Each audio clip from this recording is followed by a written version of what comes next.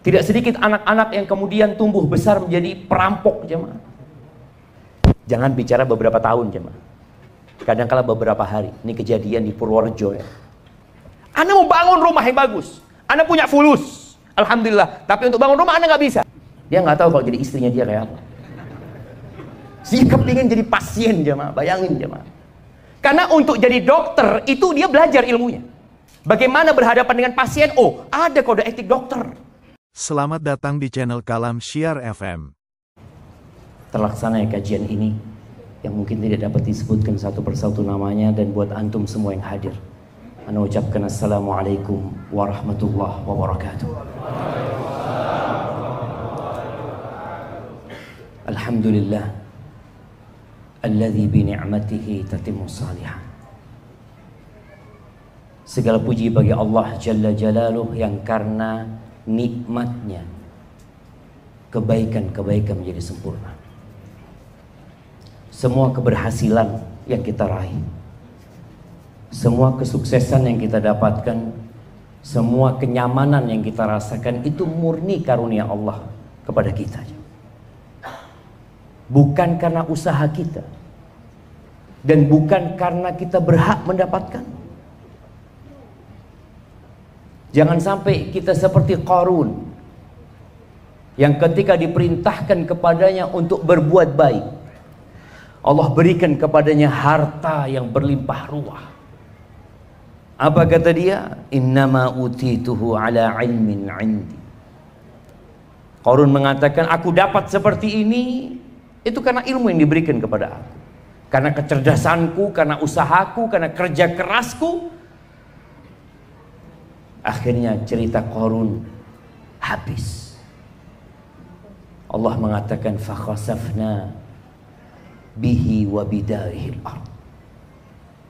Kami tenggelamkan dia bersama hartanya, bersama rumahnya di dalam bumi. Maka hendaklah kita senantiasa mengingat Allah bahwa semua yang kita rasakan itu karunia Allah, dan hanya Allah yang pantas untuk dipuja dan dipuji. Allahumma salli wa sallim ala abdika wa rasulika sayyidina wa maulana Muhammadin wa ala alihi wa ashabihi ajma'in. Ya Allah, semoga salawat dan salam, berkah dan nikmat senantiasa Engkau curahkan untuk hamba kekasih-Mu, untuk baginda Nabi kita Muhammad alaihi salatu wassalam, untuk keluarga beliau, untuk istri-istri beliau, untuk putra-putri beliau, dan untuk seluruh sahabat Nabi. Semoga Allah meridhai kita bersama mereka. Amma ba'd, jamaah, negeri kita yang kita cintai ini tidak lain hanyalah kumpulan rumah tangga. Tatkala rumah tangganya tidak ada luka, tatkala ada kedamaian di setiap rumah tangga, insya Allah negeri kita pun akan merasakan kedamaian tersebut.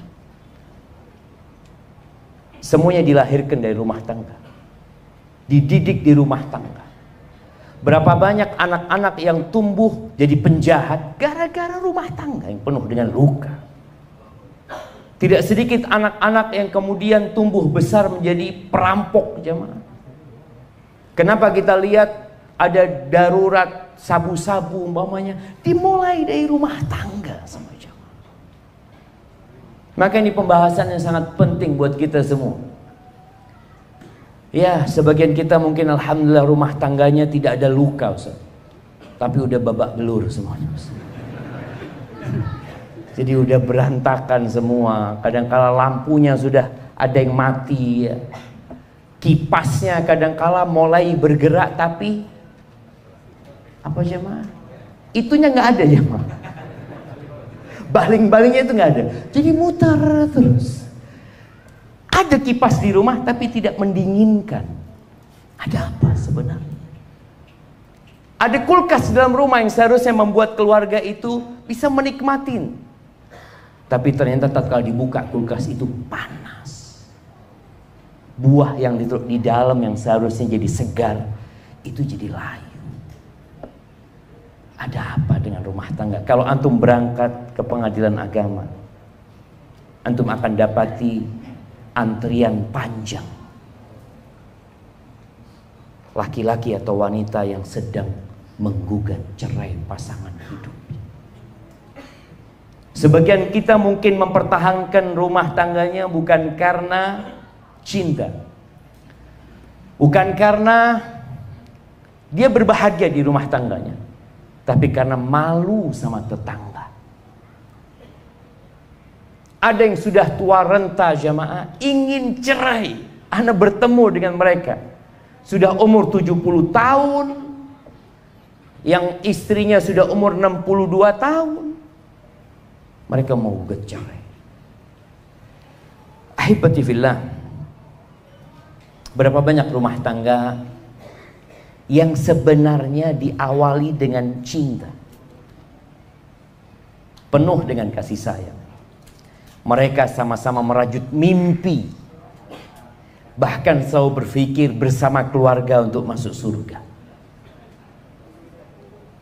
Sang istri cerita sama suaminya tentang cita-cita dia, apa yang dia inginkan.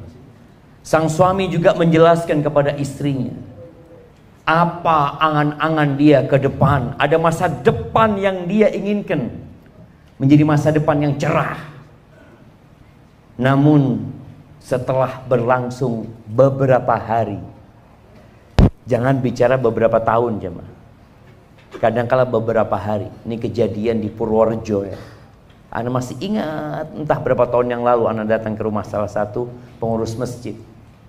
Dia mengatakan, Ustaz, Ana punya keponakan Ustaz, 4 tahun apa 6 tahun pacaran. Setelah lulus kuliah mereka menikah. Umur pernikahannya hanya 6 hari. Ahibatillah, sebagian orang cinta yang diinginkan menjadi kebencian, suka menjadi duka, mimpi di dalam surga, ternyata mereka terjatuh ke dalam neraka panas. Ya, kadang-kala kita kalau nonton berita sampai terjadi KDRT di dalam rumah ya, laporan ini dan itu. Bahkan ada seorang istri yang membakar suaminya. Ada seorang suami yang gara-gara kecemburuannya dia bunuh istrinya. Mana kata cinta itu? Hilang. Ketahuilah, cinta itu ibarat benih kecil. Benih kecil yang perlu dirawat. Yang kalau antum tidak merawatnya, tidak menyiraminya, tidak memupuknya, maka benih itu akan layu. Dan terkadang dia mati, bahkan menjadi racun yang membahayakan. Apa yang diperlukan? Kalau bicara rumah tangga tanpa duka, kok kayaknya sulit.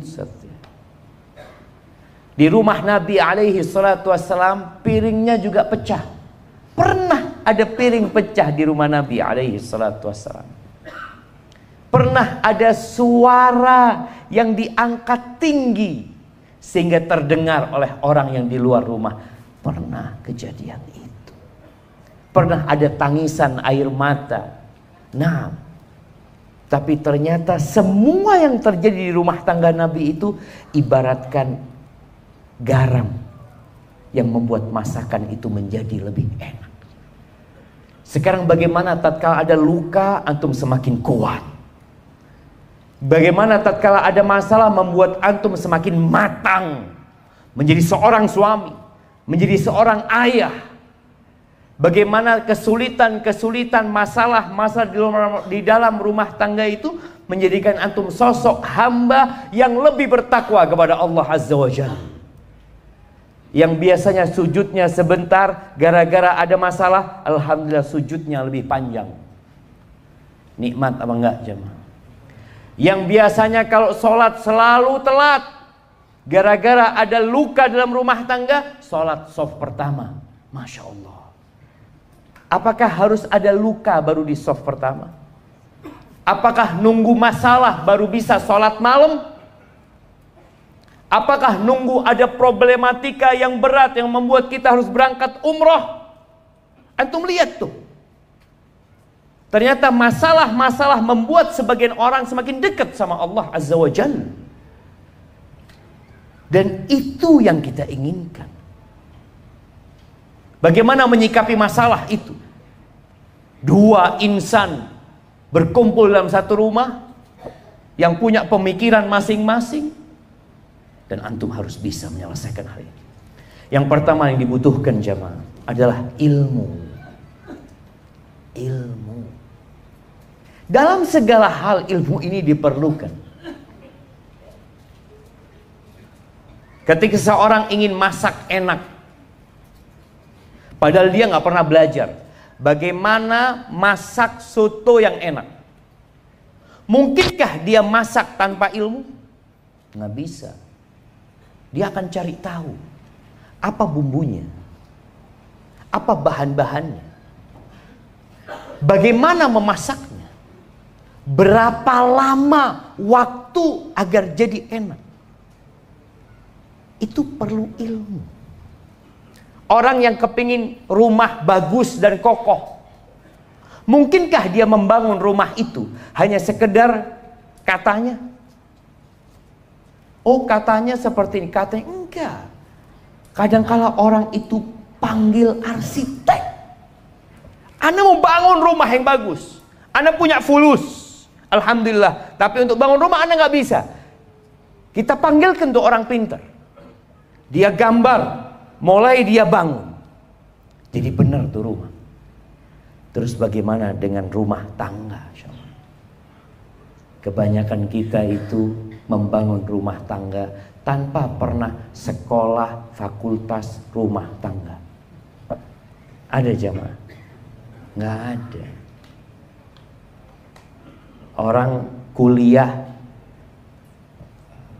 IT, Masya Allah, komunikasi iya, tapi ternyata sebagian orang itu bisa berkomunikasi dengan orang lain, sama istri sendiri nggak bisa komunikasi. Menjadi dokter ada ilmunya, belajar bertahun-tahun, dia belajar, praktek lagi. Ada cerita seorang perempuan jamaah, dia ada di Indonesia, dia dari Indonesia tapi suaminya orang Australia. Dia sempat curhat dulu, dia katakan sama Ustaz, semua pasien suami ana kalau ketemu ana selalu memuji suami ana, Ustaz. Masya Allah, engkau beruntung punya suami seperti itu, baik, santun. Ini kata dia, kepingin ana jadi pasien dia. Dia nggak tahu kalau jadi istrinya dia kayak apa. Si kepingin jadi pasien jemaah, bayangin jemaah. Karena untuk jadi dokter itu dia belajar ilmunya. Bagaimana berhadapan dengan pasien? Oh, ada kode etik dokter. Belajar dia. Tapi bagaimana menghadapi istri? Nggak pernah sekolah. Nggak pernah dapat ilmunya itu, Syama. Ini yang kadang-kala kita remehkan. Padahal rumah tangga ini pondasi negeri ini, Syama. Maka kita perlu berbicara tentang rumah tangga lebih dalam. Antum jangan melangkah untuk menikah kecuali punya ilmu. Kalau nggak punya ilmu, belajar. Dari mana kita belajar berumah tangga? Dari orang tua kita. Kalau orang tua kita, bapak kita suka marah sama ibu, oh nanti aku kalau jadi suami kayak gini, kayaknya ini model yang bagus nih. Istri jadi tunduk sama kita nih. Jadi dia lihat role model itu bapaknya sendiri. Maka muncullah trauma dari anak perempuan kadang-kala nggak mau nikah. Kenapa dia trauma? Karena dia pikir semua laki-laki kayak bapaknya. Dia merasakan bagaimana luka ibunya, dicaci, dimaki, dihinakan. Padahal laki-laki nggak semua kayak gitu. Banyak laki-laki yang baik gitu. Maka di sini belajar. Maka malam ini kita akan belajar. Yang kedua, niat. Antum selama ini menikah niatnya buat apa sih?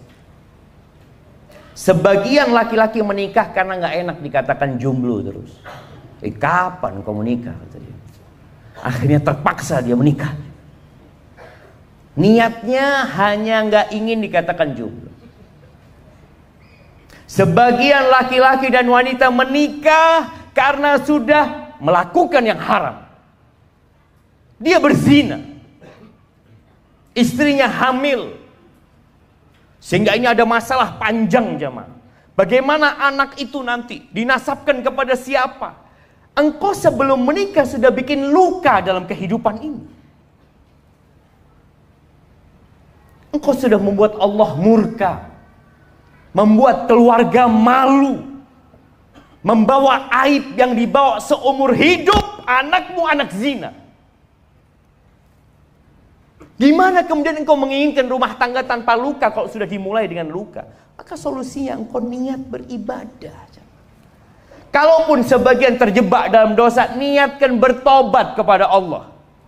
Bertobat, menyelesaikan perbuatan dosa itu. Karena ada sebagian orang berpikir, kalau saya menikahi orang yang saya zinai, dosa saya selesai. Dari mana kau belajar itu? Ketika mendapatkan buku hijau, dosa zinanya selesai. Dari mana engkau belajar itu? Az-zaniyatu waz-zani fajlidu kulla wahidin minhuma mi'ata jaldah. Kata Allah tuh pezina wanita, pezina lagi, dihukum jilid dia itu. Bukan dikawinkan. Dia dihukum, disuruh taubat dia. Setelah itu mau nikah, silakan. Nikahnya sudah dalam rangka beribadah, bukan menutupi aib. Bukan. Tapi dalam rangka kembali kepada Allah Azza wa Jalla. Kita lihat ketika dua orang yang berzina dinikahkan, kalau salah satu belum tobat, gak lama cerai itu biasanya. Karena dia nikah terpaksa, bukan karena untuk mengabdi kepada Allah Azza wa Jalla. Maka bagaimana Rasul Sallallahu Alaihi Wasallam mengatakan ketika turun ayat-ayat yang berkaitan dengan menimbun harta emas dan perak, di mana kalau nggak dikeluarkan zakatnya itu akan jadi setrika buat orang-orang tersebut. Akhirnya para sahabat mengatakan, ya Rasulullah, law alimna ayya malin afdal fanattakhidah.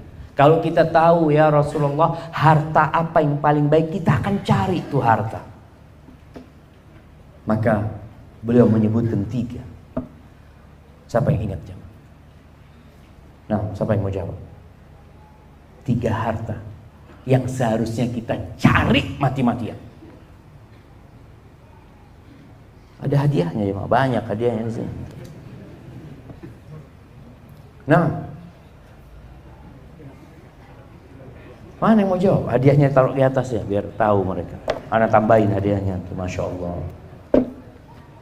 Fadhal, ya, berdiri antum yang mau jawab.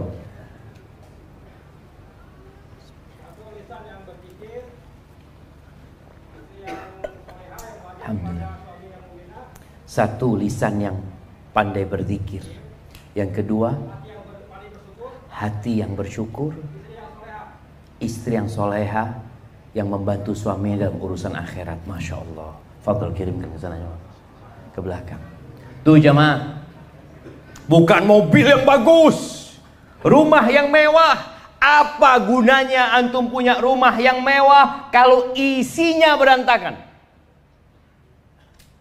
Kita kadang-kadang kalau lihat orang rumahnya bagus, mewah, ya Allah enak banget yang tinggal di sini. Padahal sudah nggak ada penghuninya. Hidup masing-masing. Enggak, Nabi nyebutkan 3. Afdaluhu lisanun dzakir. Lisan yang senantiasa berzikir. Naik motor berzikir, masuk rumah berzikir, makan berzikir, selesai makan berzikir, masuk pasar berzikir, pakai baju berzikir. Kemanapun dia pergi dia berzikir.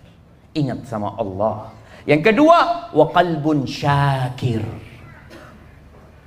Hati yang pandai bersyukur. Mau dapat 20.000 sehari, alhamdulillah. Ada teman-teman mungkin yang sampai hari ini belum punya motor. Siapa yang belum punya motor, angkat tangan jangan. Nah, angkat tangan yang belum punya motor. Angkat yang tinggi lah antum, jangan malu lah. Ada yang mau kasih motor sama antum. Baik, sebagian orang sedih nggak punya motor, kawannya punya motor. Mau engkau punya motor tapi nggak punya kaki? Mau kasih motor, kasih mobil BMW 2023. tapi nggak punya kaki. Supaya antum tahu harga kaki antum lebih mahal dari semua mobil yang ada di muka bumi ini. Cuma kita nggak pandai bersyukur, jamaah. Ngelihat handphone, aduh bagus banget, harganya mahal. Wallahi antum cari mobil handphone paling bagus di dunia, tetap lebih bagus telinga antum. Apa gunanya antum punya handphone bagus tapi antum tuli? Kemana-mana pegang handphone, kata orang ini agak waras ini. Orang dia nggak denger, ada apa pegang handphone? Wallahi jamaah. Maka yang paling utama adalah qalbun syakir. Hati yang pandai bersyukur. Bagaimana Urwah ibn Zubair mengajarkan, ini perlu kita miliki dalam rumah tangga kita. Hati yang pandai bersyukur. Ketika dia harus dipotong kakinya satu, dia mengatakan, ya Allah, Engkau berikan kepada aku 4. 2 kaki dan 2 tangan. Yang Engkau ambil 1 ya Allah, Engkau sisakan 3 ya Allah. Ini orang yang pandai bersyukur, selalu melihat kepada nikmat yang Allah berikan. Sebagian kita selalu susah. Kalau ketemu cerita saya punya masalah ini, kalau punya rezeki nggak pernah cerita dia. Tapi punya masalah, satu kampung tahu, bahkan se-Indonesia tahu. Diangkat ke status dia. Masya Allah. Ingat yang kedua, qalbun syakir. Dimanapun antum tinggal, bersama siapapun antum hidup, antum akan bersyukur kepada. Yang ketiga, wa zaujatun mu'minatun tu'inuhu ala amril akhirah. Istri yang beriman yang membantu suaminya dalam urusan akhirat. Bukan membantu suaminya bangun rumah, bukan membantu suaminya beli tanah, bukan membantu suaminya beli mobil. Saya alhamdulillah Ustaz, rumah ini dibantu sama istri saya. Enggak, bukan itu. Istri yang soleha, yang kalau malam hari bangunin suaminya, bang, tahajud bang. Ada istri yang masya Allah, bang, jam 3 bang, bolanya udah mulai. Nah, bukan itu jemaah. Bukan yang membangunkan suaminya untuk kerja, bang, jam 7 bang, masuk kerja bang, bukan. Tapi dia bangunkan suaminya untuk salat subuh. Itu harta yang paling mulia. Ad-dunya mata wa khairu mata'iha al-mar'atus salihah. Dunia ini kesenangan ya. Dan sebaik-baiknya kesenangan dunia itu bukan istri yang cantik. Apa gunanya antum punya istri cantik tapi ngelirik laki-laki lain? Tapi istri yang soleha, yang kalau dipandang menyenangkan hati. Sebagian kita itu kalau memandang menyenangkan hati, memandang siapa? Istrinya tetangga. Menyenangkan hati. Bukan istri antum sendiri, jemaah. Menyenangkan hati. Kalau disuruh taat. Ditinggal sama suaminya, jaga kehormatan dirinya, jaga harta suami. Maka tadi niatkan ketika menikah beribadah kepada Allah Azza wa Jalla. Gimana Ustaz kalau ana salah niat dulunya? Perbaiki niatmu sekarang. Bisa kau memperbaiki. Terus yang ketiga, doa. Wallahi jamaah, hati manusia itu di tangan Allah. Cinta, kasih sayang, itu nikmat yang Allah berikan. Allah Azza wa Jalla berfirman di surat Al-Anfal ayat 63. Ini berkaitan dengan bagaimana orang-orang Ansor bisa bersatu, bisa damai. Yang sebelumnya mereka konflik bertahun-tahun, puluhan tahun. Apa kata Allah? Lau anfaqta. Allah mengatakan kepada Nabi Muhammad SAW, yang dengan kedatangan Nabi Muhammad SAW pertikaian itu hilang. Allah ingin mengingatkan Rasul SAW. Lau anfaqta ma fil ardi jami'an. Ya Allah ya. Apabila engkau menafkahkan, membagikan semua yang ada di bumi demi memperbaiki orang yang bertikai, orang yang konflik, atau suami istri yang konflik, mau dikasih harta tiap orang 1 triliun agar mereka damai, kata Allah, "Lau anfaqta ma fil ardi jami'an ma allafta baina qulubihim." Engkau tidak akan menyatukan hati mereka. Walakin Allah allafa bainahum. Siapa yang membuat hati itu tunduk? Allah. Sebagian kita berpikir dengan dikasih harta terus istrinya, rumah tangga akan damai. Kalau Allah nggak akan lembutkan, nggak lembut hatinya. Begitu pula suami. Maka suami istri ini harus berdoa mohon sama Allah Azza wa Jalla. Dan selalu bertawakal kepada Allah. Jangan pernah bersandar kepada diri sendiri. Seperti di awal tadi disebutkan. Jangan mengatakan, oh saya bisa, saya pintar, saya punya ilmu ini, itu dan itu, saya punya jabatan. Lah. Wallahi jamaah, ana pernah haji dengan 2 jenderal. Yang satu bintang 2, yang satu bintang 1 dari Angkatan Darat. 2 istri kedua jenderal itu datang sama ana. Waktu di Mina kita ini, Syafiq, itu dalam mahasiswa. Tolong sampaikan kepada suami-suami kita, kalau urusan fulus nggak kurang kita, nggak kurang. Tapi kita kurang perhatian, kita kurang kasih sayang. Supaya antum tahu, harta itu walaupun antum berikan sebanyak apa, kalau Allah tidak melembutkan hati mereka, nggak bisa. Maka ahibati fillah, kembali kepada ilmu. Yang pertama ilmu, yang kedua apa? Niat, yang ketiga doa. Ilmu yang pertama yang harus antum pelajari berkaitan dengan rumah tangga ini adalah tentang hak dan kewajiban. Apa sih hak pasangan hidup antum? Jangan tanya dulu apa kewajiban istri antum.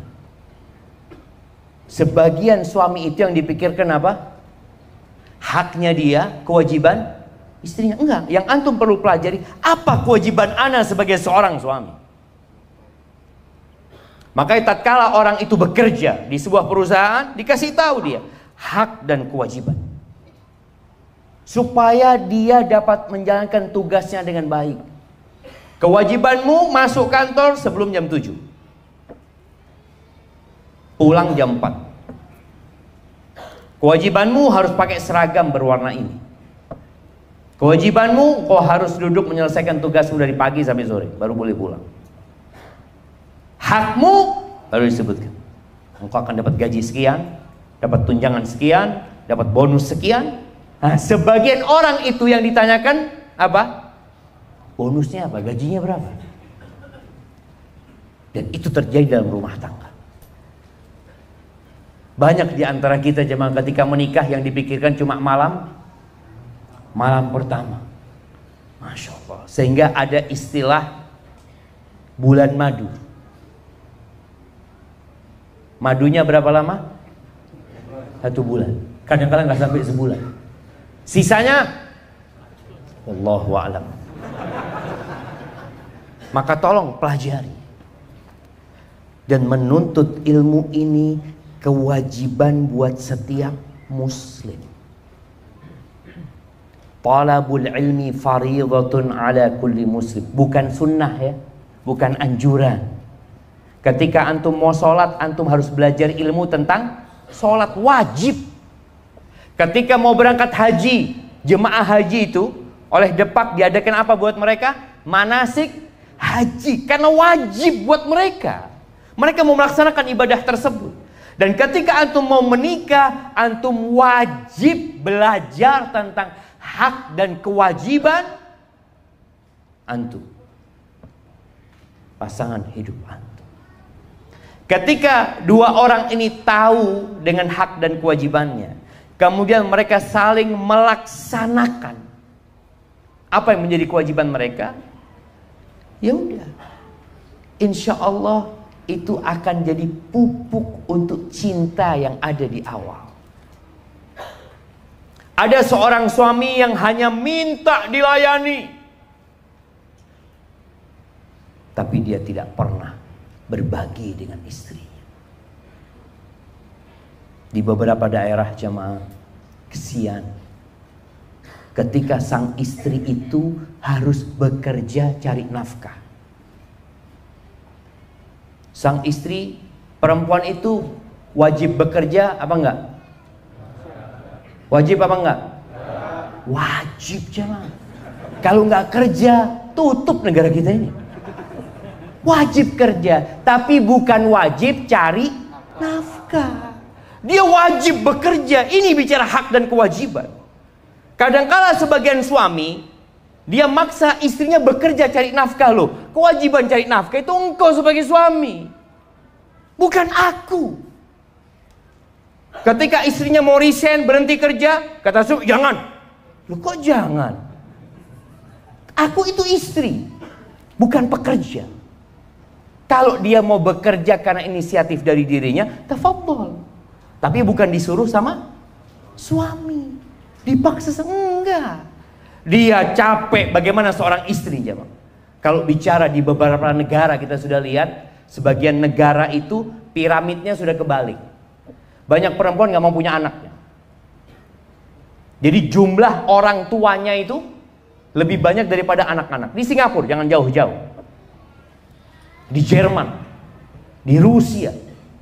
Kenapa? Karena banyak wanita mereka itu juga bekerja. Ketika dia bekerja cari nafkah, lalu dia disuruh hamil, disuruh menyusui anaknya, membesarkan. Ini kezaliman para laki-laki kepada istri. Engkau yang cari makan lah. Masa aku sudah membesarkan anakmu, gendong anakmu seharian. Ingat, perempuan bekerja di rumah kalau punya anak itu berapa jam? 24 jam kali 7 hari kali 30 hari sebulan. Ada istri antum ngajukan cuti sama antum, bang, ana mau cuti ngurusin anak-anak bang ya. Oh iya, engkau punya hak cuti dalam setahun 12 hari selain liburan bersama. Nggak ada tuh perempuan jemaah. Tengah malam istri kita, tengah malam anak nangis, bapaknya bangun, bapaknya bangunkan istrinya. Anaknya nangis, tidur lagi dia.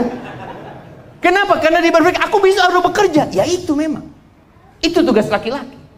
Tapi jangan engkau bebankan dua kepada perempuan. Disuruh cari duit, disuruh melahirkan anak, besarkan anak. Ar-rijalu qawwamuna 'alan nisa.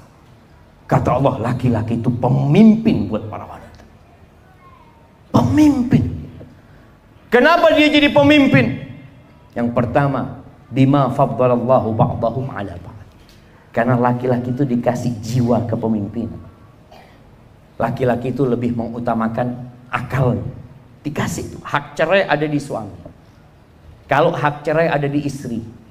Kira-kira ada yang datang ke masjid masih berstatus suami, mungkin sudah diceraikan semua sama istrinya. Istri itu sakit hati sedikit, bawa koper dia pulang. Udah, aku pisah aja. Laki-laki enggak. Makanya perempuan bisa gugat cerai tapi tidak menceraikan dirinya sendiri.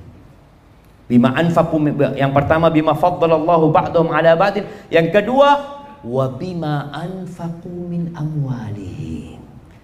Karena suami itu memberikan nafkah. Para ulama menyebutkan, tatkala engkau memperhatikan konflik atau luka yang terdapat dalam rumah tangga, kebanyakannya timbul disebabkan kedua pasangan ini tidak ngerti sama hukum syariat. Nggak ngerti, nggak belajar dia. Yang ada tadi belajarnya dari rumah tangga dia. Bagaimana bapaknya mendidik ibunya, mengajari ibunya, atau menghajar ibunya, dia lakukan itu.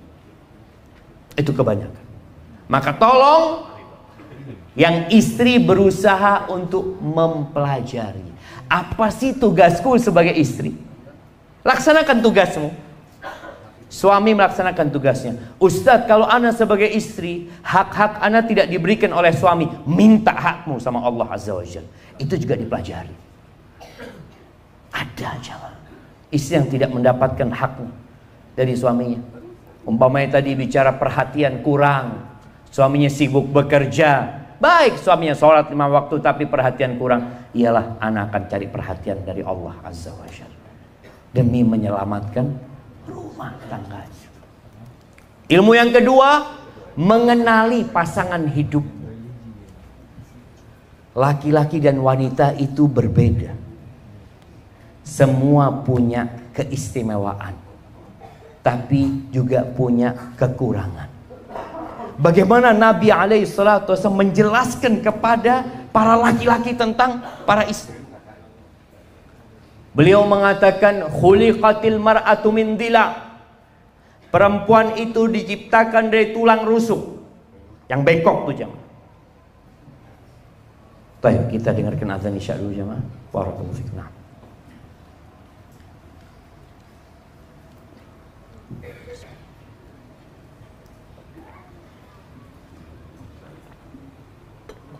Tafadhal, barakallahu fikum.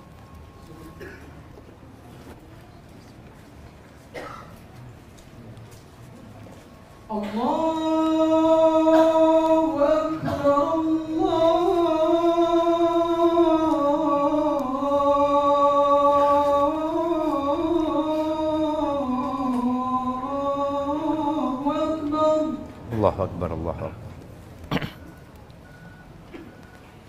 Allahu Akbar.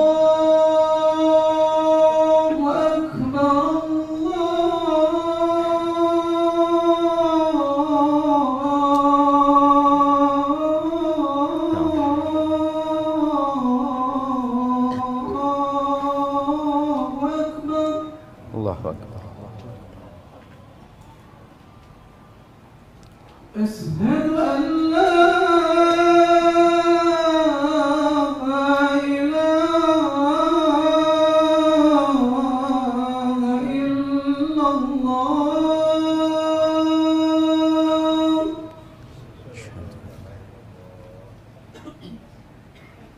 أشهد أن لا إله إلا الله.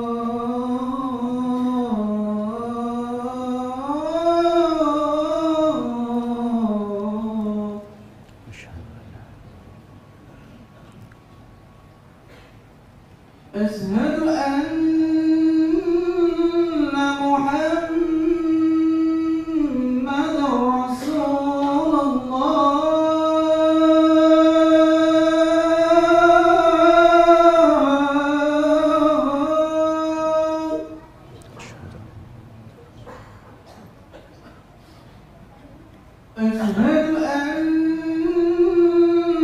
محمدا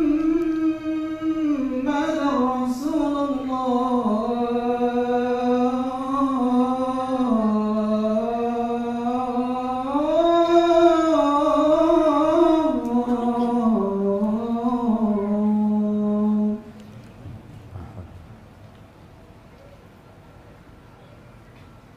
حي على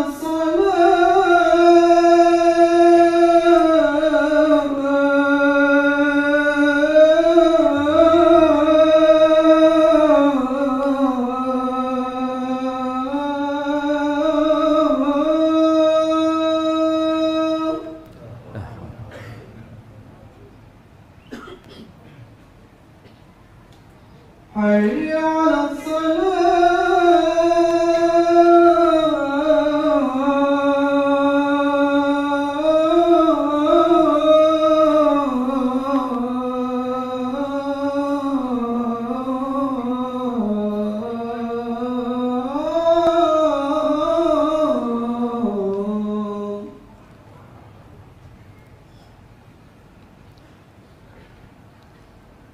حي على الفلاح.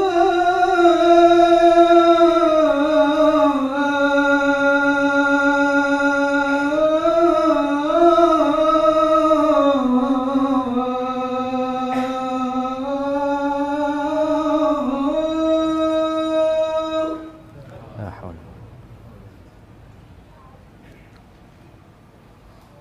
حي على الفلاح.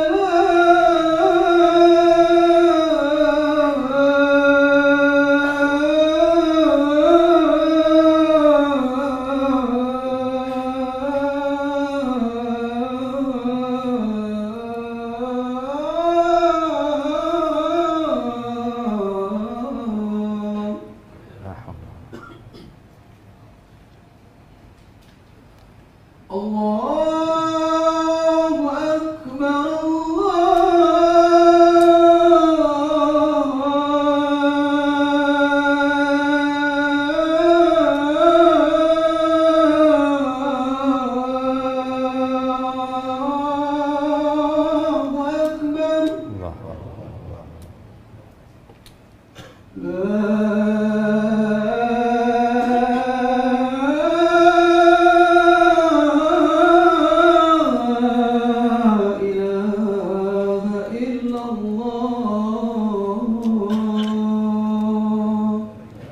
ilaha illallah. Allahumma shalli ala Muhammad. Muhammad kama shallaita ala ali Ibrahim wa barik ala Muhammad. Allahumma rabb hadhihi ad-da'wati at-tammah was-salatu ala Muhammad. Allahumma shalli wa sallim ala nabiyyina Muhammad. Apa yang tadi dibicarakan? Mengenali pasangan hidup kita. Yang laki-laki berusaha mengenali bagaimana sih perempuan itu kayak apa sebenarnya. Yang perempuan juga tahu laki-laki itu seperti apa. Sehingga ada jalur komunikasi yang bagus nantinya. Rasulullah SAW ketika menjelaskan kepada para sahabat, perempuan diciptakan dari tulang rusuk yang bengkok, bukan untuk merendahkan wanita, tidak, tapi untuk mendidik para laki-laki agar tahu bagaimana pasangan hidup dia. Karena ada sebagian wanita yang mengatakan ini termasuk melecehkan wanita. Lah, ini dalam rangka kau dihormati dan dihargai oleh laki-laki, agar para laki-laki tahu bagaimana bermuamalah dengan perempuan. Kata Nabi SAW, "Idza dhahabta tuqimuhu kasarta." Kalau engkau ingin meluruskan tulang rusuk itu, mau dilurusin, patah. Wa in taraktahu lam yazal a'waj. Kalau dibiarkan akan tetap bengkok. Terus gimana? Apa solusinya? Fastamti'u fihinnal iwaj. Nabi memberikan sebuah arahan alaihi salatu wassalam.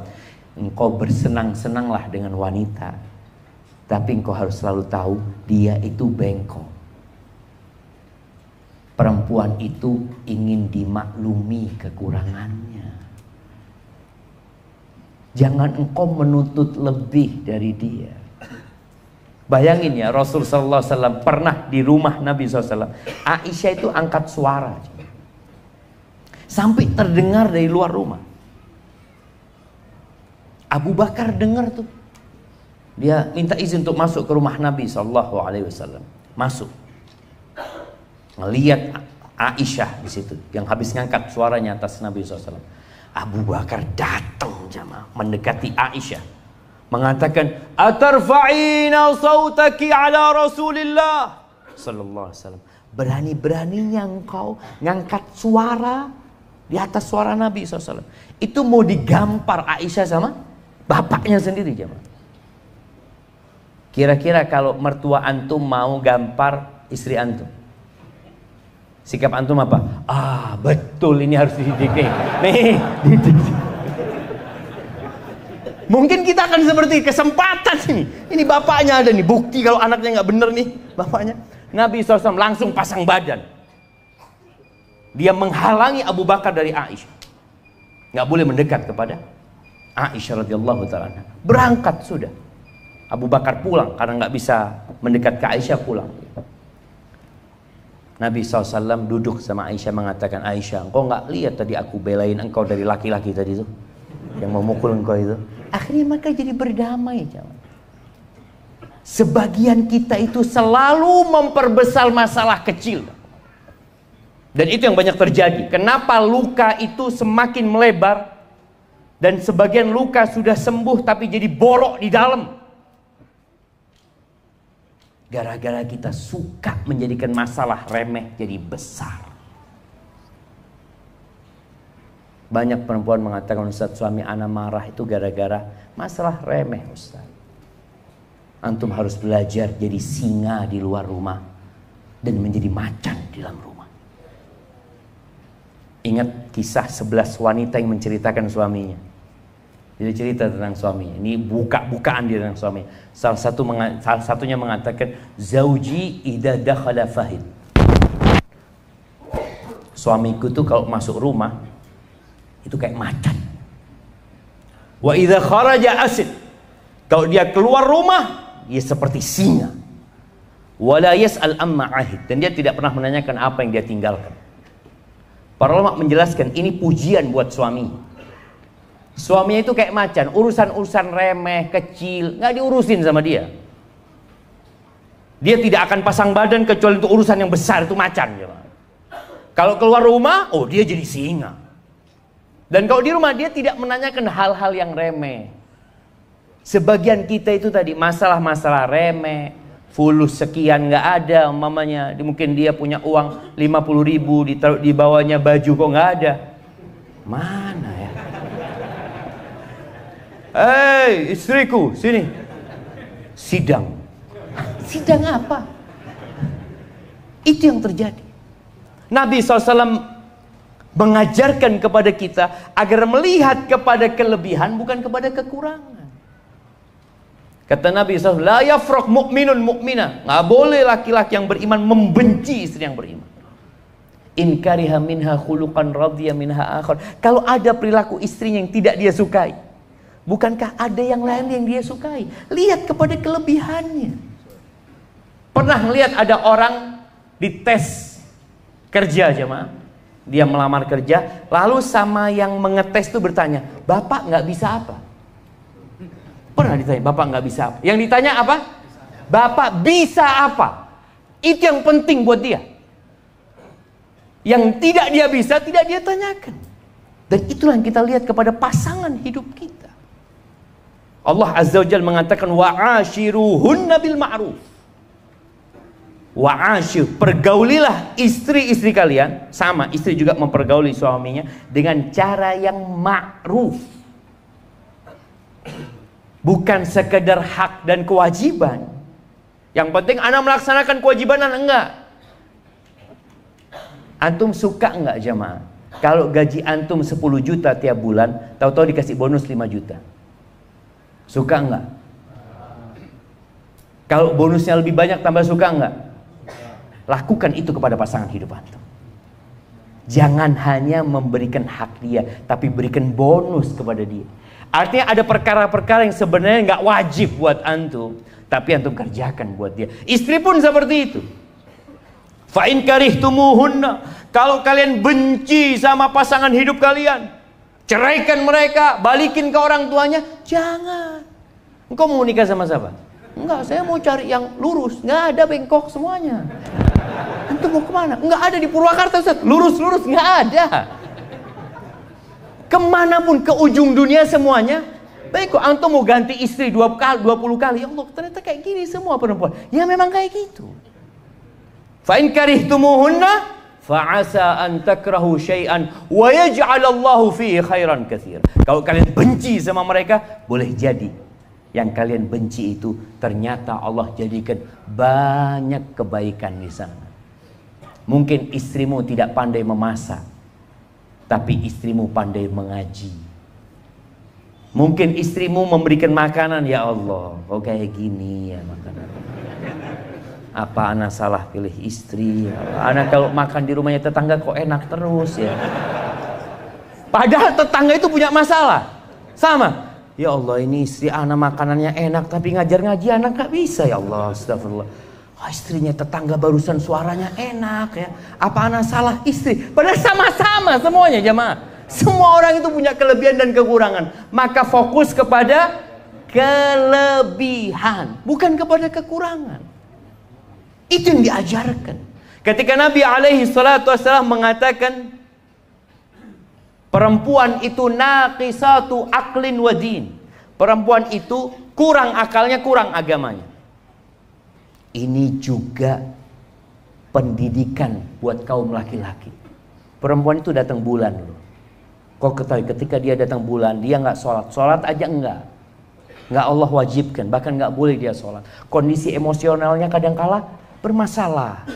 Dia capek, letih, dan itu supaya suaminya sadar dia bukan laki-laki. Memang dia kayak gitu.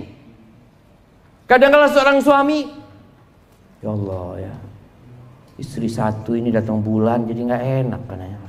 Memang kayak gitu. Coba anak punya 4. Antum punya 4, semua datang bulannya bareng. Antum mau apa tuh? Ya Allah, ahsan di surga. Ya memang ahsan di surga jamaah. Nabi ketika menjelaskan itu agar antum paham, dia seperti itu. Emosionalnya nggak terkontrol kadangkala. Kadangkala antum ngomong maksudnya baik, dia sakit hati. Ya memang kayak gitu perempuan. Antum yang kudu sabar. Sabar. Kenapa? Antum laki-laki. Antum jadi pemimpin. Ketika pemimpin nggak penyabar, apa yang akan terjadi? Akan banyak yang terluka di dalam rumah itu. Berapa banyak anak-anak yang akhirnya benci sama bapaknya. Benci sama bapak. Anak benar-benar sama kuping ini panas ya. Kalau sudah dengar orang curhat ini itu. Sampai dalam hati anak, dulu waktu nikah gak pernah konsultasi sama anak. Sekarang ruwet ngomongnya sama anak gitu kan. Berarti kan jadi anak yang dapat lukanya gitu jemaah. Senengnya gak pernah dapat anak. Tapi itu kita juga harus sabar menghadapi orang-orang ini. Mungkin kita bisa memberikan solusi. Kemudian ketahuilah apa yang disukai dan apa yang tidak disukai.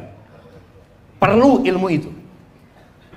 Karena anak kepingin para wanita tidak lagi mengatakan, Ustadz suami anak ini temperamental Ustadz, suka emosi marah padahal masalah remeh. Oke, engkau tahu masalahnya apa? Iya Ustadz, masalahnya kadangkala kopinya itu kurang manis. Terus, ya masa masalah gitu aja dia marah? Loh, yang salah yang marah apa yang bikin kopi? Yang bikin kopi kan. Loh tapi dia tuh nggak tahu diri Ustaz. Sudah tenang. Setiap bikin kopi gulanya di luar. Bang kalau kurang manis tambahin bang. Masya Allah. Dia ketika kurang manis dia lihat istrinya. Loh nambah. Tapi dia nggak jadi marah karena udah harus nambahin sendiri. Jadi istri ini ketika tahu apa yang tidak disukai suami. Suami tidak suka istri pakai daster. Apa yang harus dilakukan? Bagikan ke tetangga dasternya. Iya, artinya dia sudah tahu. Suami ini nggak suka Ustaz dengan ya rumah berantakan. Berarti jangan pernah melihat rumah berantakan. Suami ini nggak suka Ustaz kalau manggil kemudian anak nggak datang.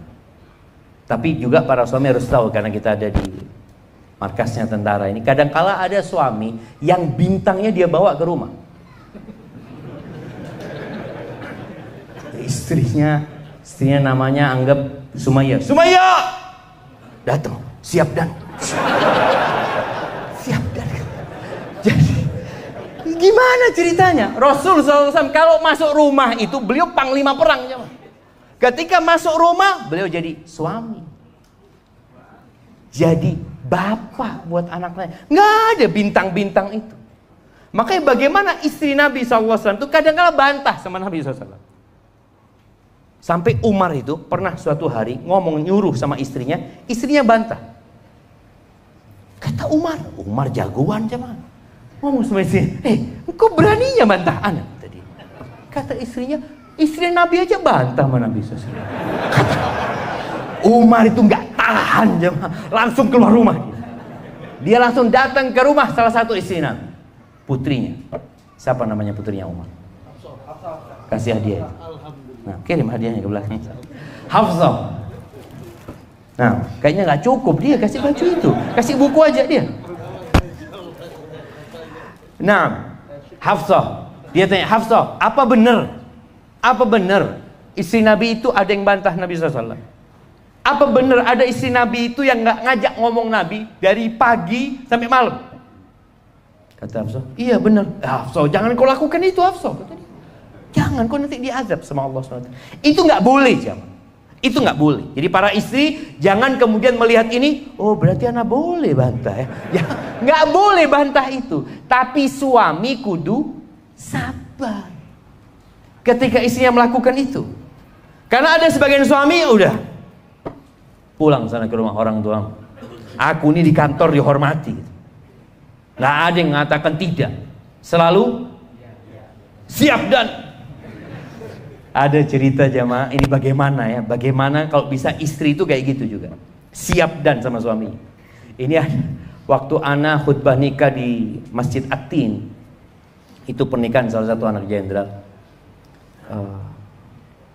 Waktu itu atasannya ngomong, ini ustadz ini lewat sana, lewat sini ya ngomong. Anak buahnya ngatakan, siap Dan. Akhirnya anak naik mobil sama dia. Dua orang yang tanya, tadi ngomong apa komandan? Ya, nggak tahu lah, bismillah kita jalan aja ke sana tadi. Yang penting siap dulu, antum gampang urusannya, yang penting siap dulu. Mereka nggak paham nanti tanya gitu loh. Itu suami jadi seneng gitu loh. Kalau dapat istri yang selalu siap kayak gitu. Tapi tolong suami juga tahu diri, nggak kayak gitu. Engkau menjadi suami. Ketika engkau dah masuk rumah, Nabi SAW itu subhanallah jamaah, tahu dengan apa yang disukai istrinya. Bantuin istrinya urusan rumah. Jahit sandalnya sendiri. Nggak semuanya minta dilayani sama istri. Enggak. Beliau kadangkala subhanallah bajunya robek, beliau jahit sandalnya kurang bagus, timbanya rusak, beliau perbaiki.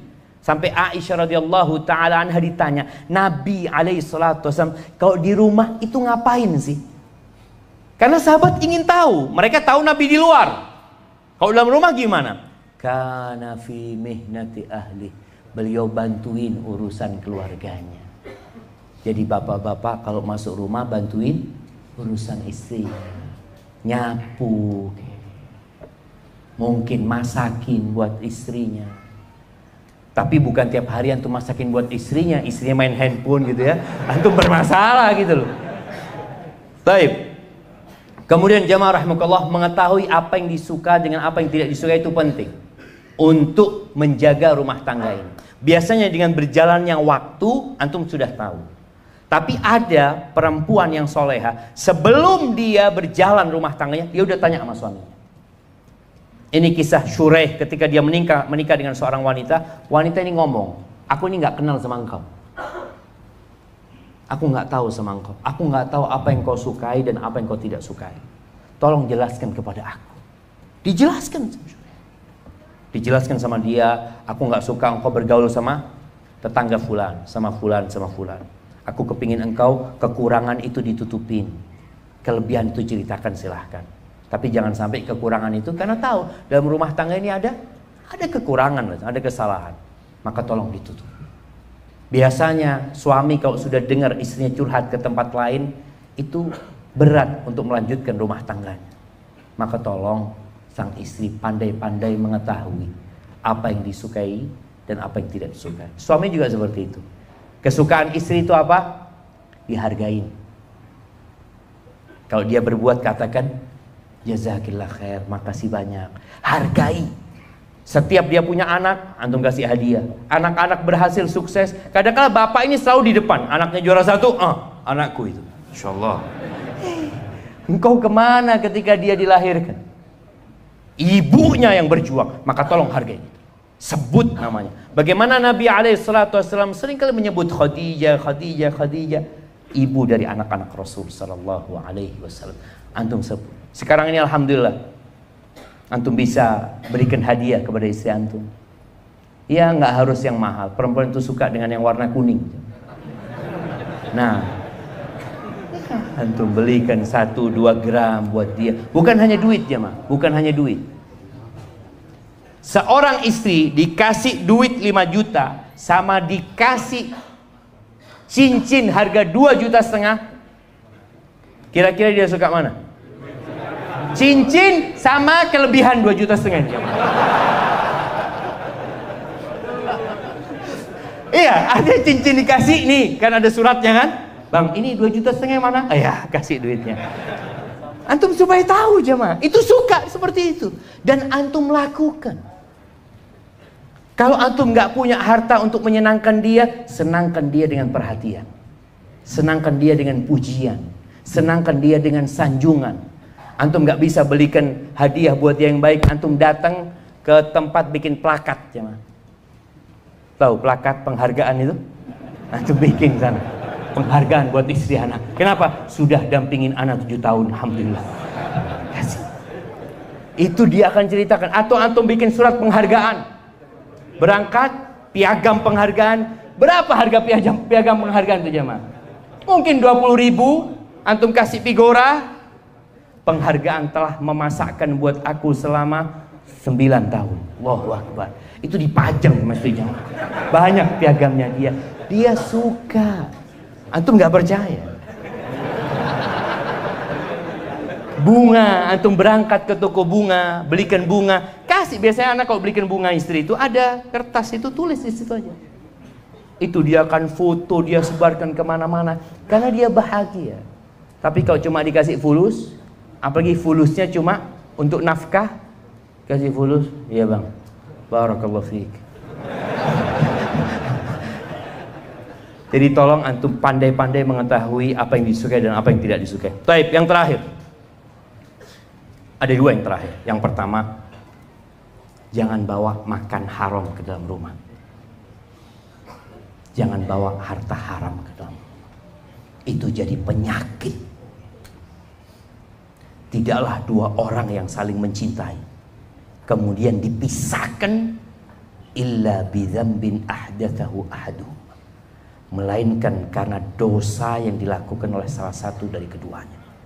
Dan di antara dosa yang dapat berdampak kepada kehidupan itu makan haram. Kalau ternyata naik motor dari hasil yang haram, antum belikan nafkah kepada istri antum dari hasil yang haram, kira-kira Allah akan ridho sama antum? Antum berdoa nggak dikabulkan doa. Antum minta sama Allah nggak diterima. Antum berangkat umroh, berangkat haji dari hasil yang haram, la labbaik wala sa'daik. Kata Allah, nggak perlu engkau datang ke sini, nggak perlu, nggak ada kebahagiaan buat engkau, gara-gara makan haram. Dan seorang istri juga harus mendukung suami, sabar. Karena ada sebagian istri gara-gara banyak tuntutan suaminya akhirnya bekerjanya nggak benar. Nggak sabar, kepingin cepat punya rumah, kadangkala rumahnya dengan cara riba. Nggak sabar ingin cepat punya motor, akhirnya motornya dengan sistem riba. Nggak sabar kepingin ini itu, akhirnya ada yang haram dalam rumah tangga. Jaga. Dan sebagai penutup, Nabi SAW itu pernah mendiamkan istrinya yang 9. Kira-kira tahun 9 Hijriah. 9 istri Nabi itu diboikot sama Nabi SAW. Nabi tinggal di sebuah kebun. Ada rumah kecil di kebun itu, tinggal sebulan. Beliau tidak datang. Kenapa beliau menghajar istri? Urusan dunia. Tuntutan yang berlebihan, konflik yang terkadang yang seharusnya tidak dibuat konflik, sampai turun firman Allah di surat Al-Ahzab ayat 28-29. Allah mengatakan, ya ayyuhan nabi. Setelah 1 bulan, Nabi mendudukkan istrinya satu persatu. Kenapa? Karena visi misi mereka berubah. Dan itu yang menyebabkan banyak luka dalam rumah ketika visi dan misi nggak sama. Allah mengatakan, ya ayyuhan nabi, wahai nabi, qul li azwajika, katakan kepada istri-istrimu, in kuntunna turidnal hayatad dunya wa zinataha, kalau ambisi kalian kehidupan dunia, perhiasan dunia, kemewahan dunia, fata'alaina umatti'kunna, kalian kemari, aku kasih mut'ah buat kalian, aku kasih kesenangan buat kalian, aku kasih harta buat kalian. Thumma usarrih wa usarrihkunna sarahan jamila, dan aku akan ceraikan kalian dengan perceraian yang baik. Nggak bisa dilanjutkan rumah tangga ini ketika satu ingin ke timur, satu ingin ke barat, nggak bisa. Maka Nabi memberikan keputusan, Allah yang menurunkan firman Allah. Wa in kuntunna turidna Allah wa rasulahu wad daral akhirah. Kalau ambisi kalian Allah, mencari keridhaan Allah, mencari keridhaan, ketaatan kepada Rasul SAW, wad daral akhirah, dan kehidupan akhirat, kalau ambisinya akhirat, wallahi jamaah, dunia dan isinya ini yang diperebutkan sekarang oleh 8 miliar manusia kira-kira, itu tidak lebih dari 1 sayap nyamuk. Antum ambil nyamuk itu, antum lihat dunia dan isinya ini, kira-kira kalau dikumpulkan bisa nggak bikin nyamuk? Nggak bisa. Allah tiap hari bikin nyamuk. Dunia dan isinya tidak lebih dari 1.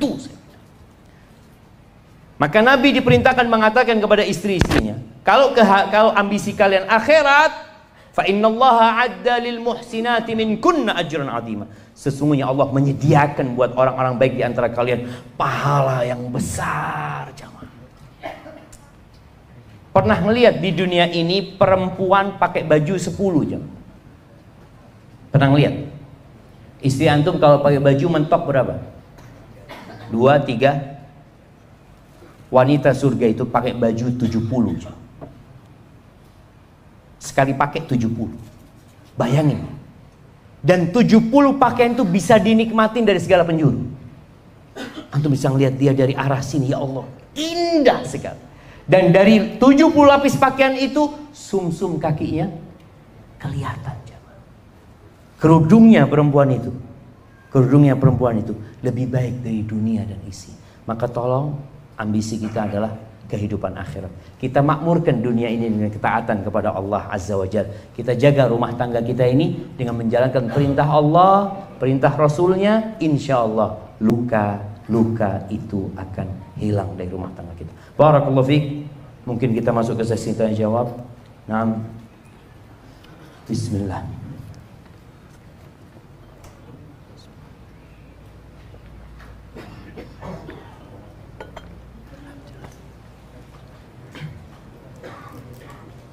Saya sudah talak 1. Saya sudah talak 1 istri saya pada hari Minggu atas kemauan istri saya. Lalu pada hari Rebu dalam keadaan emosi saya ucapkan talak 10 kali. Ucap kata talak dalam satu waktu. Pertanyaan, status talak 1, 2 atau 3. Setelah 1 bulan ini saya dan istri sepakat rujuk. Bagaimana cara rujuknya? Yang pertama, iya, ini berkaitan dengan talak jamaah. Perlu mendengar dari kedua belah pihak. Yang benar talak itu adalah talak 1, rujuk, baru talak 2. Ketika dia posisinya ditalak, memang perempuan ini satu rumah. Ditalak 1 itu perempuan tidak diusir dari rumah, tetap satu rumah. Dengan harapan mereka rujuk, bukan harapannya cerai kembali. Maka untuk masalah cerai ini harapannya antum bersama istri datang ke ustaz, karena perlu mendengar dari kedua belah pihak. Seperti itu. Harus berhati-hati masalah talak insyaallah. Barakallahu fikum. Ustaz, bagaimana sikap ana sebagai suami ketika anak ana yang berumur 5 tahun berkata kepada umminya, la taghdab walakal jannah. Anak ini ngomong sama ibunya, jangan marah, kamu masuk surga ibu. Umi berkata, la dharar wala dhirar. Kata ibunya, tidak boleh membahayakan diri atau membahayakan orang lain. Saling melempar dalil di antara keduanya. Yang satu sedang emosi, yang satu sedang mengganggu. Oh, jadi anak ini gangguin emaknya. Emaknya marah, anaknya ngomong, la taghdab. Sang ibu ngomong, kau jangan nyakiti gitu loh. Seperti itu. Mohon nasihatnya Ustaz, bagaimana cara bersyukur atas hal ini ya Ustaz. Barakallahu fikum. Iya. Jadi jamaah, dalil itu bukan untuk gagah-gagahan. Tapi dalil itu pada hakikatnya agar kita mengamalkan hal tersebut. Jadi tatkala seorang ibu dikatakan la taghdab, ya dia berusaha untuk tidak marah, menjaga emosinya. Adapun namanya anak kecil yang kadang-kala dia mengganggu ini dan itu, maka dia anak kecil. Kalau dia anak besar nggak kayak gitu. Maka ibunya yang harus bersabar menghadapi hal itu. Barakallahu fikum. Saya seorang kepala keluarga, ini niat jangan. Dia ketik, Masya Allah, saya seorang kepala keluarga dan sekarang masih menetap tinggal di rumah orang tua saya. Waktu lalu saya berunding dengan orang tua ingin pindah tempat tinggal, mengontrak rumah, namun orang tua salah faham dan mengartikan keinginan saya ini. Beliau sangka saya ingin meninggalkannya. Padahal saya sudah bilang bahwa saya akan tinggal dekat rumah dan sewaktu-waktu bisa kapan saja berkunjung. Saya pindah karena saya ingin mempunyai waktu privasi dengan istri dan anak-anak saya. Dan entah kenapa saya merasa terpantau terus dan kurang begitu bebas. Namun jujur tidak ada maksud lain. Berdosakah saya dalam hal ini? Untuk sekarang jadinya saya lebih sering diem-dieman dengan orang tua. Jujur saya masih sedih dan takut berdosa dalam birrul walidain. Dan bagaimana tentang kekhawatiran orang tua dalam masalah ini. Saya mau nasihatnya. Iya, jamaah rahimakumullah, ketahuilah istri kita itu punya hak tempat tinggal. Istri itu punya hak tempat tinggal. Kalau dia tinggal bersama mertua, bersama orang tua kita umpamanya, tapi alhamdulillah bisa menjaga diri, nggak ada konflik, ya alhamdulillah. Tapi kalau ternyata ada konflik, maka lebih baik tempat sendiri. Tapi kalau nggak mungkin karena dia anak tunggal, seorang suami ini anak tunggal dan orang tua yang sudah sepuh, dia yang harus merawatnya, maka suami yang bijak bagaimana dia berusaha untuk menyenangkan istrinya, memohon kepada istrinya untuk mau, dan dia juga meredam emosi orang tuanya.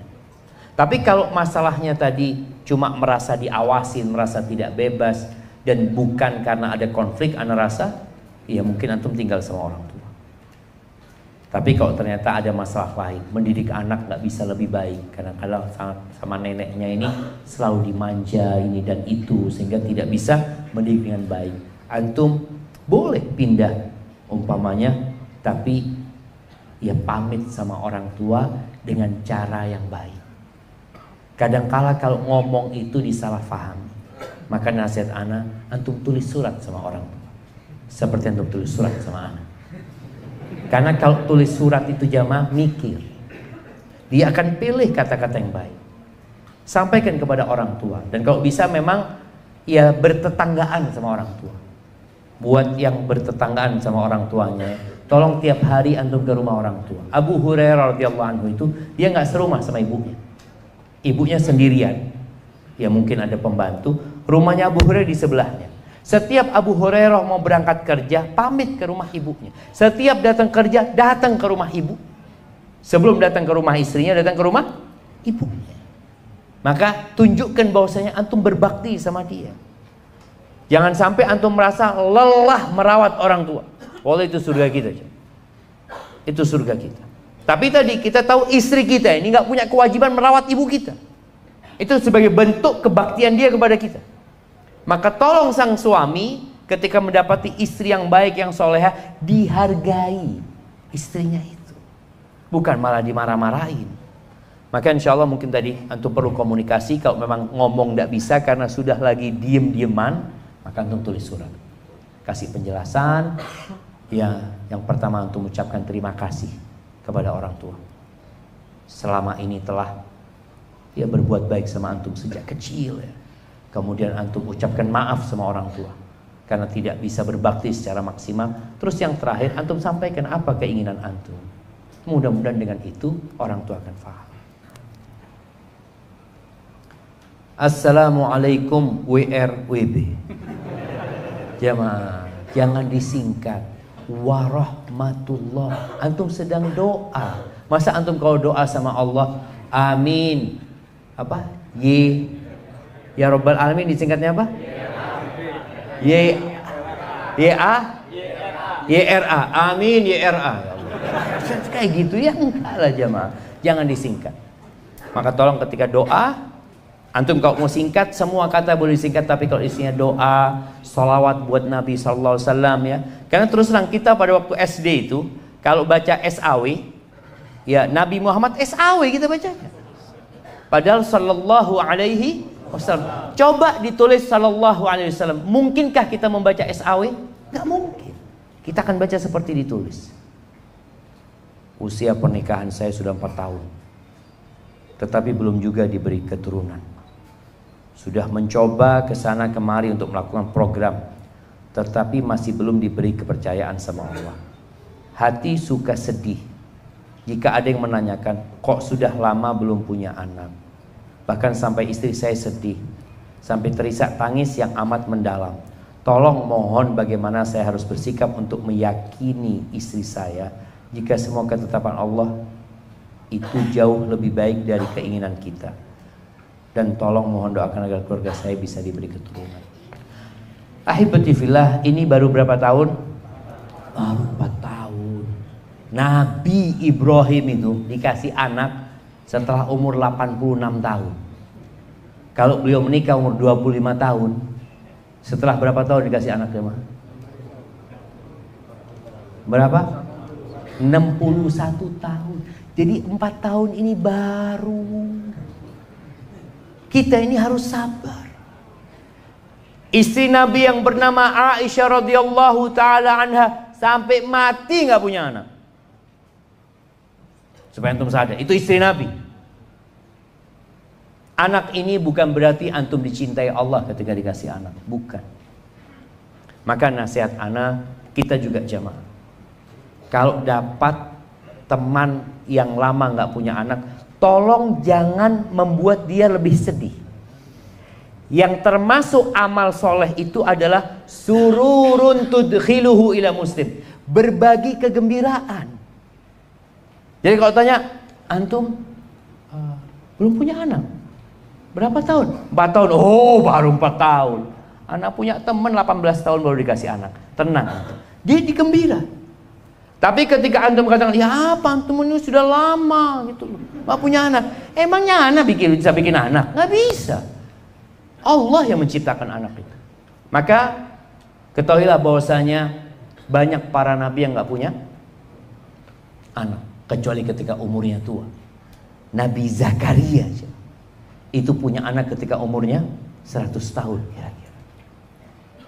Dan sekali lagi, ada anak yang jadi bencana buat orang tua. Ada anak yang membuat orang tuanya masuk neraka. Maka antum berbaik sangka sama Allah. Ketika belum dikasih anak, oh mungkin memang belum dikasih amanah itu. Allah tahulah mana yang terbaik buat kita. Dan ceritakan kisah orang-orang yang gak punya anak, khususnya para nabi, padahal mereka orang soleh. Nabi Ibrahim itu doa, Rabbi habli minas salihin, Rabbi habli minas salihin. Bayangkan ya, kalau beliau dari umur 25 tahun kira-kira menikah, berarti berapa tahun berdoa? 61 tahun. Anti baru 4 tahun berdoa. Allah mungkin suka mendengar doa-doa anti. Karena biasanya orang kalau sudah dikasih ijazah, berhenti berdoa. Sudah selesai doanya. Maka mungkin Allah ingin antum terus berdoa. Ana seorang istri kedua. Akhir-akhir ini suami ana tidak membagi waktu sama rata antara ana dan istri pertama, dengan alasan banyak urusan di istri pertama. Apakah Islam membolehkan pembagian hari yang tidak sama rata, atau ana harus tetap ridho dan mengalah saja karena posisi sebagai istri kedua? Mohon arahannya Ustaz. Jazakallahu khairan. Jamaah, yang enak itu jadi istri pertama apa jadi istri kedua?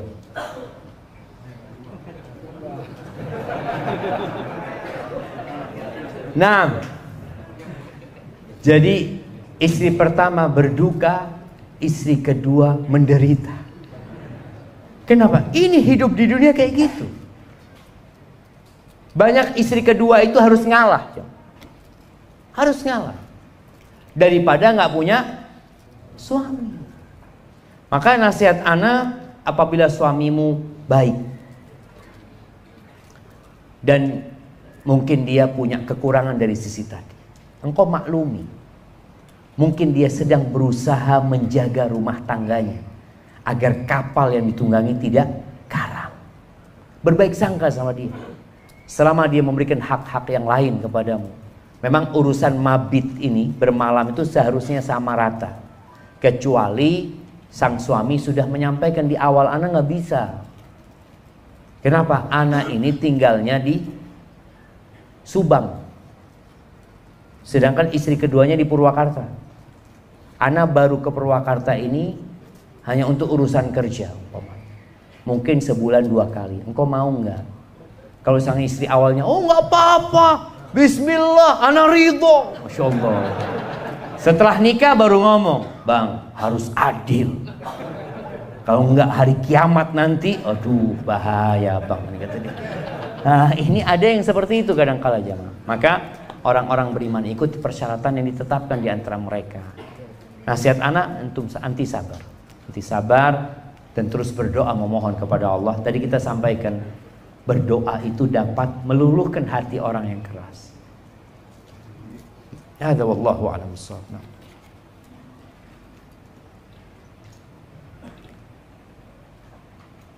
Nah,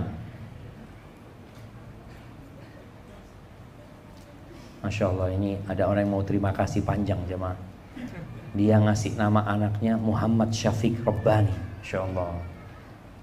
Ada Syafiq Junior berarti ini jemaah. Perlu bayar royalti nggak jemaah pakai nama?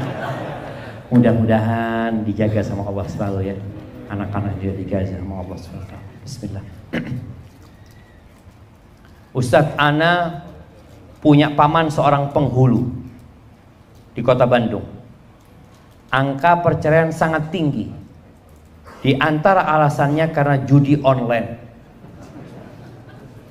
Nasihatnya Ustaz. Sebenarnya bukan masalah judi online. Judi ini sudah ada sejak dahulu. Di masa Rasulullah SAW juga ada. Permasalahannya itu karena lemahnya iman. Itu yang jadi permasalahan. Terkadang masalahnya yang gak banyak dibicarakan itu gak sholat. Sebagian perempuan itu bersabar suaminya gak sholat. Bertahun-tahun dia sabar. Padahal suaminya melakukan dosa besar. Yang keislaman orang tidak sholat itu diragukan. Sebagian ulama dari mazhab Hambali berpendapat dia kalau mati orang itu gak sholat, sudah dibikinkan jurang, gak usah dikuburkan bersama orang-orang Islam. Ini orang gak pernah sholat, mati minta dibawa ke masjid. Kira-kira kalau dia hidup, mau ke masjid ya mas? Kalau dia masih hidup namanya, digotong sama antum ke masjid, mau? Mati antum gotong ke masjid. Maka tolong kalau bicara masalah, banyak permasalahan. Judi online mungkin salah satunya. Tapi masalah yang besar itu masalah iman. Maka caranya adalah dengan belajar ilmu, ngaji. Datang ke majelis ilmu. Yang kedua adalah ziarah kubur. Karena orang jangan ziarah kubur karena kalah main judi. Datang, bapak saya kalah main judi. Bukan, ziarah kubur itu mengingat akhirat. Untuk menguatkan keimanan kita. Memang saat ini dengan adanya judi online ini, dulu orang main judi itu di becak main judi. Masa lalu jam. Judinya pakai apa? Ada yang judinya taruhan jam. Taruhan duduk tukang becak nih atau tukang ojek, yuk mobil yang datang bentar lagi Avanza, apa bukan Avanza? Avanza, yuk 10.000. Tunggu aja Mas. Oh Avanza, buat anak. Itu sampai seperti itu zaman. Dulu main judinya itu pakai manggis. Tahu antum? Judi pakai manggis itu. Apa saja bisa dijadikan bahan untuk judi sebenarnya. Tapi ketika orang beriman, takut sama Allah, ambisinya akhirat, itu insya Allah akan selamat. Pergaulan juga. Pergaulan itu menyebabkan orang main judi. Sampai ada cerita tukang bangunan nih jamaah. Kalau sudah gajian, itu dihabiskan untuk main judi online. Dan alhamdulillah kita lihat pemerintah kita ini sedang berusaha dengan sekuat tenaga jamaah untuk menutup judi online. Cuma peran para ulama penting untuk memberikan pencerahan. Karena tadi yang sampaikan, mau ditutup kalau orang itu imannya lemah tetap main judi dengan cara apapun. Maka bertakwalah kepada Allah, ini juga akan membuat rumah tangga berantakan. Kalau dapat judi, halal apa haram? Ya bawa itu jamaah. Ustadz, bagaimana cara menyikapi mantan istri yang melarang kita bertemu anak kita? Apa penyebabnya? Boleh jadi antum zalim dulu. Boleh jadi. Boleh jadi antum tidak memberikan nafkah dengan baik. Atau boleh jadi memang istri yang tidak benar. Bagaimana menyikapinya? Yang pertama, antum bertobat kepada Allah. Mohon ampun sama Allah. Doa agar istri dilembutkan hatinya. Dan ingat bagi semua suami yang menceraikan istrinya dan punya anak, kewajiban memberikan nafkah kepada anak-anaknya, kewajiban siapa? Bapaknya. Bapak. Ustadz, anak transfer fulus gak diterima sama ibunya Ustadz. Antum lewat siapa? Antum kumpulin nafkah itu. Makanya tiap bulan kebutuhan anak itu 500.000. Ibunya nggak mau, nggak terima, antum kumpulin 500.000. 500.000. Terus nanti ketika waktunya anak itu besar, nah bapak ini nak mau kasih nafkah sama engkau dulu nak. Cuma ada yang menghalangi. Ini bapak kumpulin nafkah buat engkau. Sehingga anak tahu bapaknya peduli. Karena terkadang perceraian ini menyebabkan dosa banyak. Kenapa iblis itu paling suka sama perceraian, jemaah? Karena perceraian itu dapat memutuskan silaturahim. Perceraian itu menjadikan anak durhaka sama bapaknya. Kalau dia tinggal sama ibunya, dikasih vaksin kebencian terus. Bapakmu kayak gini, bapakmu seperti ini. Sampai anak itu gak kepingin pakai nama bapaknya di belakang namanya. Anak pernah ketemu sama orang seperti itu. Dia gak kepingin pakai nama bapaknya. Dari bencinya. Padahal sebagai seorang ibu seharusnya dia, udah, perceraian itu hanya memutuskan tali pernikahan. Nggak ada ceritanya mantan bapak. Ini mantan bapak saya, Pak Ustaz. Gimana ada mantan bapak? Nggak ada. Maka tolong antum sabar, antum cari orang yang bisa ngasih tahu istri antum, tapi nafkah tetap antum berikan. Kalau tidak diterima, antum kumpulkan sebagai tabungan buat dia nantinya. Supaya anak itu tahu bahwa saya antum peduli sama dia. Ustaz, bagaimana jika bertemu dengan orang tua yang anaknya mau kita nikahi, meminta mahar yang besar, dan jika tidak dikabulkan kita tidak bisa menikahi anaknya? Cari yang lain antum. Perempuan yang berkah itu yang sedikit maharnya. Nah, jadi perempuan yang berkah itu aqalluhunna maunah, kata Nabi SAW, dan cari yang soleha. Kalau sudah bapaknya kayak gini, bisa jadi orang tuanya matri. Atau boleh jadi memang kebutuhan. Dia mungkin sekarang ini mahar kadang-kala dipakai buat apa, jemaah? Walimah. Seharusnya yang mengadakan walimah siapa? Siapa, jemaah? Laki-laki yang mengadakan walimah itu, bukan sang istri. Maka kadang-kala uang itu digunakan untuk walimah. Maka antum katakan, kalau memang antum nggak mampu, katakan anak nggak mampu. Atau antum kredit, nggak apa-apa. Boleh, mahar itu boleh. Mintanya berapa? Dia minta 500 juta, Ustaz. Ya sudah, antum katakan gimana kalau dicicil 20 tahun. Nanti di tengah jalan antum ngomong sama istri, udahlah ikhlaskanlah, nggak apa-apa. Jadi kalau istri mengikhlaskan utangnya, itu boleh, jemaah. Boleh. Tapi yang pertama jelasnya antum niat bayar gitu loh. Tapi di tengah jalan ketika antum nggak mampu, ya bismillah. Insya Allah ada istri-istri yang baik. Ustaz, bagaimana cara menasihati suami yang suka olahraga malam hari? Qadarullah, suami saya sudah mau 2 tahun ini hobi pingpong, Ustaz. Pulangnya suka malam. Saya tidak suka karena sholat subuhnya jadi suka kesiangan. Hati saya suka kesel, Ustaz.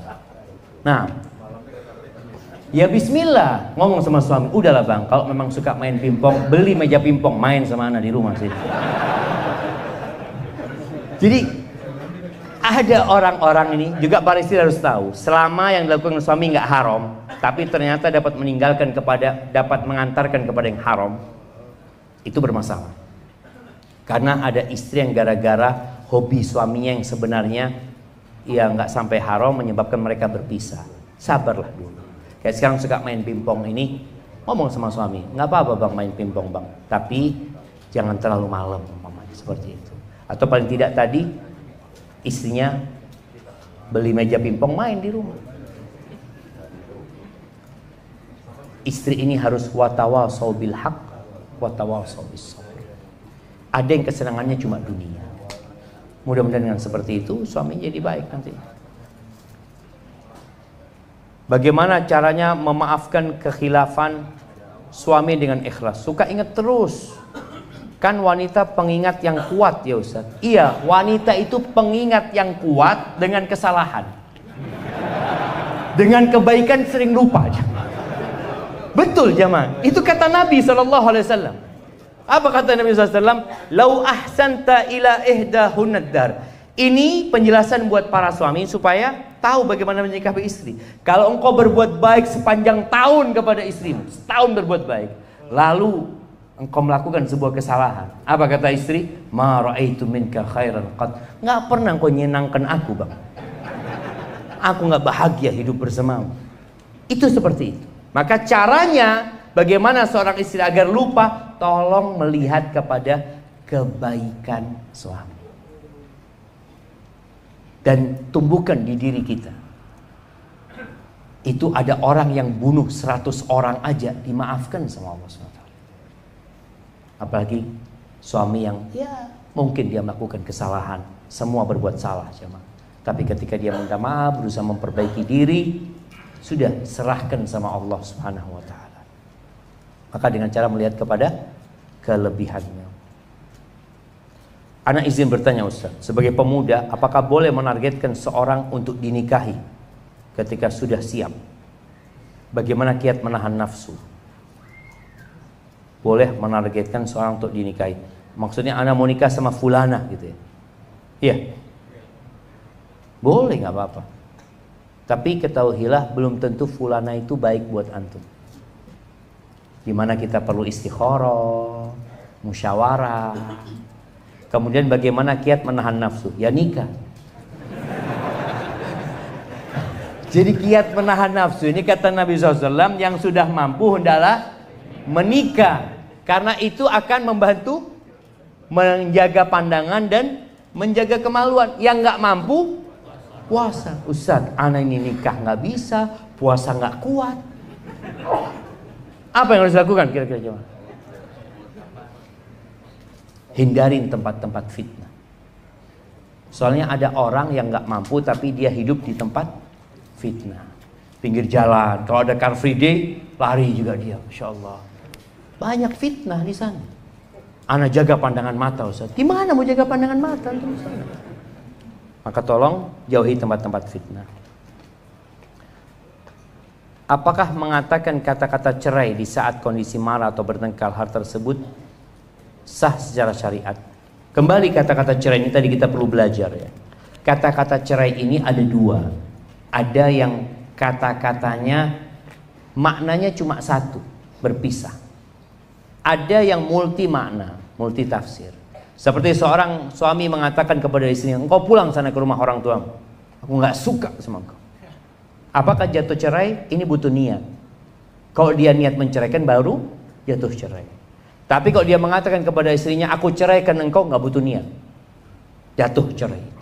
Bagaimana kalau kondisinya marah? Marah ini ada tiga. Marah yang sampai puncaknya kalap sehingga orang itu tidak sadar dengan apa yang dia ucapkan. Itu nggak jatuh. Dan marah yang masih di permulaan. Marah yang di pertengahan ini yang diperselisihkan oleh para ulama. Jatuh cerai apa enggak? Cuma wallahu alam, ana melihat pendapat yang mengatakan marah selama dia sadar dengan apa yang dia ucapkan, cerainya jatuh. Kalau itu kata-kata yang memang tidak ada penafsiran kecuali cerai, maka cerai. Kalau mengatakan nanti aku ceraikan engkau, jatuh enggak cerai? Enggak, masih nanti soalnya. Dia belum menceraikan. Dia nanti itu. Aku akan cerai. Belum. Karena masih akan jemaah. Makanya tadi perlu belajar. Dan nasihat anak ketika antum menikah, tolong kata cerai ini dihapus dari kamus antum. Di-delete. Yang nggak bisa di-recovery lagi. Karena apa? Kadang-kala kita marah yang keluar itu. Jangan sampai. Kesian sama anak-anak kita. Kalau memang mau bercerai, ya bercerai dengan cara yang baik. Tapi ini pertanyaan terakhir jemaah. Assalamualaikum Ustaz. Waalaikumsalam warahmatullahi wabarakatuh. Anak ikhwan mau menikah tetapi keluarga anak, terutama orang tua masih menganggap anak masih kecil. Bagaimana solusinya buat meyakinkan kedua orang tua, anak dan keluarga anak, Ustaz? Ya anak ini nggak tahu, antum memang masih kecil. Jadi sebenarnya jamaah, menikah dalam agama kita itu ada dua fase kehidupan. Fase sebelum baligh dan fase sesudah baligh. Anak sesudah baligh itu dewasa. Dihisap dia di hari kiamat. Dicatat semuanya. Walaupun di dunia kita lihat ada mungkin undang-undang untuk anak di bawah umur. Tapi dalam pandangan Allah Azza wa Jalla, ketika anak sudah baligh, dia tidak sholat, dihitung nggak? Dihitung. Oh kan masih kecil. Nggak ada. Kalau sudah baligh, itu mulai dicatat semua kesalahan dia gitu. Nah kalau bicara antum, Ya kita lihat antum ini memang sudah punya kemampuan apa belum? Kemampuan secara finansial. Punya enggak harta? Jangan antum saya mau menikah Ustaz, tapi pakai harta orang tua. Ya nggak mau orang tua antum. Kadang-kala orang tua itu benar-benar sayang sama anaknya. Dia takut kalau anaknya menikah, orang tua nggak dapat kebaktian anaknya. Makanya dia kadang-kala mengulur-ngulur, jangan dulu lah seperti itu. Maka antum sampaikan kepada ibumu, ibu, bapak, aku kalau menikah tetap orang nomor satu itu ibu sama bapak, bukan istriku. Sampaikan, aku akan tetap berbakti sama ibu dan bapak. Kadang-kala karena khawatir seperti itu. Kalau memang antum sudah punya kemampuan menikah, ngomong sama orang tua. Anak sudah nggak kuat, ayah. Wallahi nggak kuat. Anak kalau malam itu bingung gitu. Lihat di sebelah kanan anak cuma ada bantal apa, pikiran. Nggak apa-apa, sampaikan kepada orang tua. Kalau memang antum sudah mampu. Karena terus terang jemaah, pendidikan di masa sekarang ini mulai di barat sebenarnya. Ada memanjangkan masa kekanak-kanakan. Dulu orang tua kita itu SD sudah bisa menghasilkan uang. Sekarang sampai lulus kuliah masih merepotkan orang tua. Udah lulus nih. Kurang apa tuh? 6 tahun sekolah dibayarin orang tua, 3 tahun SMP, 3 tahun SMA, 4 tahun kuliah, selesai kuliah masih merepotkan orang tuanya. Ada permasalahan di sini. Dulu lulus SD sudah bisa bekerja, bisa menghasilkan uang. Subhanallah, Nabi SAW mengatakan, la yahtatiba ahadukum. Sebagian kalian itu, satu orang berangkat ke gunung, masya Allah. Anak tadi turun dari Garut menuju ke sini. Cianjur kok Garut, Cianjur turun ke sini. Anak lihat anak-anak itu bawa kayu bakar jamaah. Anak jadi ingat sama hadis Nabi SAW. Tuh anak-anak sudah diajarin kerja, tetap sekolah gitu loh, tetap belajar dia, tapi sudah diajarin kerja, nggak apa-apa jamaah. Anak itu bekerja, itu lebih baik daripada minta-minta. Makanya kita punya masalah pengangguran di Indonesia ini sangat tinggi sekali. Apa penyebabnya? Sampai kalau anak lihat subhanallah, bagaimana Presiden Jokowi ketika menyebutkan bukan ijazah yang penting itu keahlian, skill, antum punya sesuatu gitu loh. Kalau antum cuma lulus S1 kemudian ijazahnya mau dibawa kemana ini? Daftar kemana ini kerja? Antum nggak punya keahlian apa-apa, itu jadi masalah. Maka tolong kita harus belajar, kita yang jadi orang tua, bagaimana anak kita dididik dia bisa bekerja, dia bisa mandiri, sehingga tatkala dia keluar dia mandiri, nggak nyusu terus sama orang tuanya. Ini mungkin yang berkaitan dengan ini. Jadi antum ngomong sama orang tuanya. Sekali lagi kalau nggak bisa ngomong, tulis surat sama orang tuanya. Tulis surat. Apakah anak salah berdoa meminta calon istri yang solehah Ustaz, tetapi saya belum sempurna agamanya? Ya antum sempurnakan dengan istri yang solehah, insyaallah. Minta yang solehah. Tetap jamaah, orang baik itu mintanya yang baik-baik sama Allah SWT. Dan antum ketika memilih, tolong dititik beratkan kepada yang solehah. Ustaz, anak cari yang cantik, yang kaya, yang soleha, bangsawan.